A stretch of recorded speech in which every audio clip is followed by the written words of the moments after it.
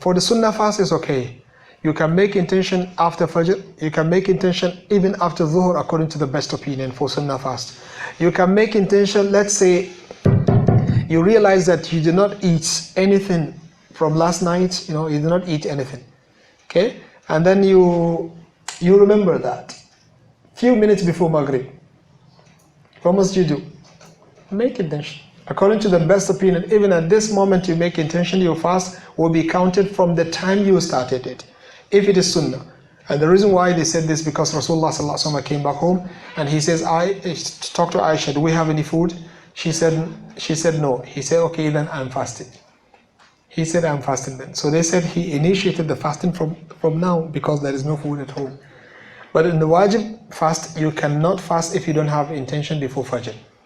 He says, مَنْ لَمْ يُبَيِّتِ الصِّيَامَ مِنَ اللَّيْلِ فَلَا صِيَامَ لَهُ. If you don't start your fast before Fajr, your fast will not be accepted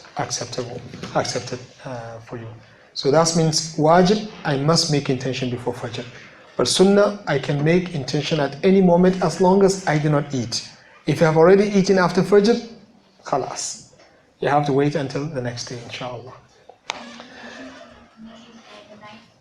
The night before? Can you? Can the intention for the fast be made at night before you go to sleep? That's why the best in Ramadan is to make intention to fast the whole Ramadan. The first day you sight the moon, your intention should be there. And this intention is not, you don't need to sit down and read the intention, there is nothing like that.